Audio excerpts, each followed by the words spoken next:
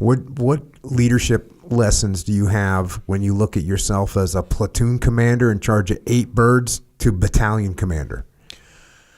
So first of all, I believe that leadership is a learned skill, not a natural skill, and that the skill sets required at different levels change, right?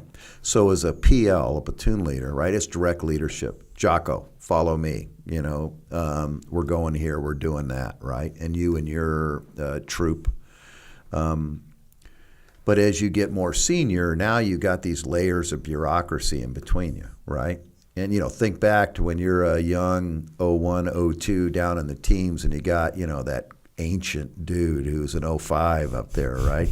And who's clearly clueless, because anybody who's above you is clueless, right? That's a, common held belief by all. And I just kept learning, So when remember I told you I was really worried about chronic fatigue and morale and, families are fraying because of this op-tempo. So that warrant I was telling you about, Carl Meyer, who was a Little Bird driver, and his wife, Cindy, who I'm still friends with to this day. One day I was walking around the hangar, and she said, you ought to go spend some time with these young troops, because they want to hear from the battalion commander what's happening, And it really resonated with me. So I blocked out, and this is a small leadership technique, but it was very effective for me. I blocked out 2 hours a week. And I went, and I never told anybody where I was going. And it wasn't an inspection, right? I wasn't coming over there and saying, Wilnick, why do you got a croaky on your freaking sunglasses? It was more, just to sort of get a a ground view of how things are going. And, at first it was quite a dust up. I'd walk into, a Little Bird company and, the guys are like, what the hell are you doing down here? Well, I said, I'm the commander of this outfit. I'd like to think I could come down here if I want. But over time, they realized it was no threat. I made sure I never chewed anybody's ass when I was down there. It wasn't about that. If I saw something particularly egregious, I'd go back to the XO and say, hey, go down to, Owens Hangar and police those dudes up. I'm the good cop, you're the bad cop kind of thing. But what I would do is spend time with troops, and it was very low threat. So I get them around, sit around and talk with them. Hey, what can I do to make the unit better? What do you think about it? Are you going? I was a big pusher of off-duty education because of my personal background. I knew how powerful it was, and so I'd always encourage them about that.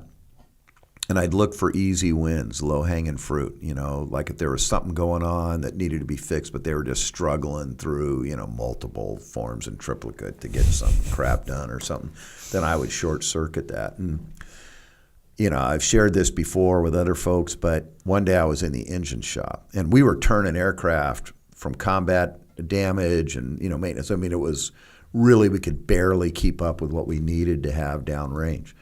And I relied on these, young 18, 19-year-old kids that were bore scoping engines and, doing stuff that they had no idea of probably their criticality to us maintaining the right number of aircraft to deploy, but I clearly knew. So I'd come into their little engine shop this particular time and I'd call them all in, round. In fact, Cindy Meyer used to call it Uncle Clay's story hour, So I'd sit in there and, chat with them, but I'd always ask them, hey, what could I do? What can I do to make the unit better? What can I do to make your job easier? And this one young E4 said to me, sir, I maxed my Army physical fitness test, the APFT, in Army lingo. And he said, but I got to go out and run with like the slowest people out there in formation run. It's a bunch of garbage. Why don't we have an incentive PT program, which is pretty common. You score above a certain score and you can sort of do your own thing. And I said, that's a good question. Let me get back to you. And that was about 1 p.m. So I walked back up to the headquarters, got on email, sent an email out to the first sergeants and said, hey, do you have an incentive PT program? If not, why not? And should we have one? And they basically all wrote back and said, yeah, look, we've been in combat. That kind of stuff has sort of fallen off our radar. We should have one. So, I got with the sergeant major, typed up a policy, the adjutant more accurately typed it up. I signed it and said if you get above whatever, a 290, it's a possible score of 300, you can PT on your own. I walked right back down about 2 hours later to that same dude specialist, I don't even remember his name, handed him the policy letter and said, "Hey, thanks. You were right. We should have done this. It just fell off our radar. You have changed battalion policy. Here is our incentive PT program." Of course, that kid crowed about that. And 6 months later, I'm hopping on a C-17, pulling a pump over to Iraq, and the sergeant, as I'm crawling into my fart sack, getting ready to take my Ambien, go to La La Land, and he said, "Hey, sir, I just want to tell you, that kid still just brags about changing policy." But, little things like that, the force responds to that, right? They know you give a damn, and which I do. And, they know they got a voice. And, of course, I didn't, why can't we have, women in the barracks, blah, blah, blah, why can't we run a prostitution ring out here? Well, they're not going to get everything, but...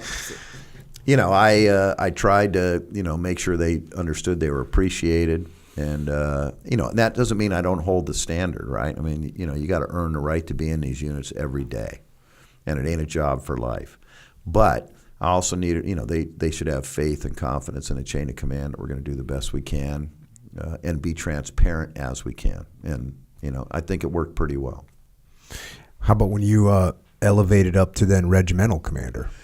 A little harder, right? And it got exponentially harder as a general officer.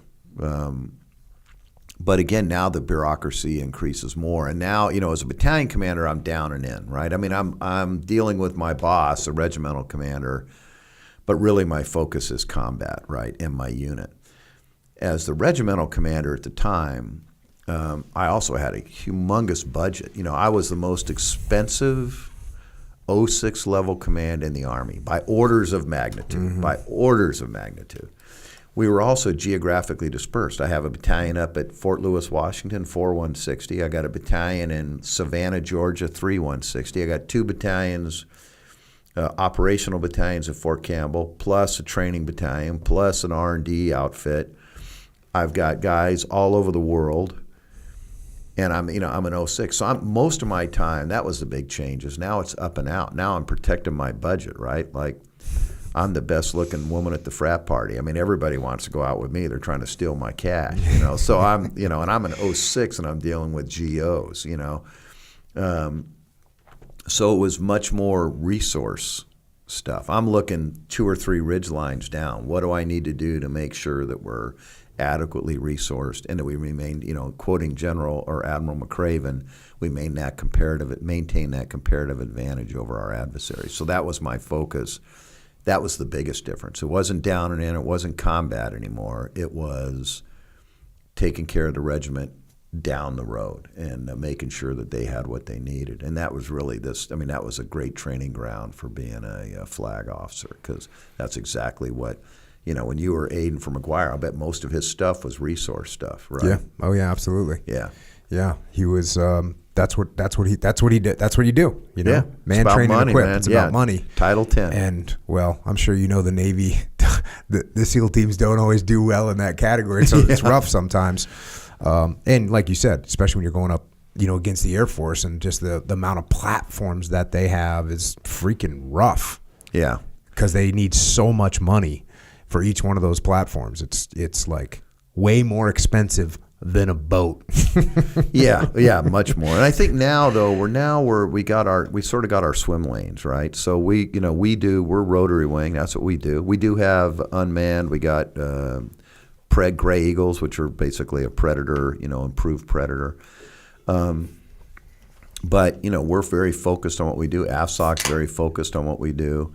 And, going back to my tenure at AFSOC as a young captain, those relationships that I built with those Air Force guys really paid huge dividends later, right? Like I'm personal friends with the Air Force Special Ops Commander, Jim Slife. He was the Chief of Staff at SOCOM when I was a 3. We have a personal friendship. Scott Howell out of Fort Bragg, we're personal friends. When I call him and say something, there's a trust factor that goes both ways. And it's with numerous other... So, that made my life a lot easier and really broadened my sort of horizons as an officer. Realize that, hey, it really does take a joint force to get this done, and understand the different perspectives, Yeah, I was really. My last deployment was in Ramadi, and just I mean, we wouldn't have been able to do anything without the Army and the Marine Corps to have our back. And QRF, all that stuff. QRF, Casevac, it's just everything that we needed.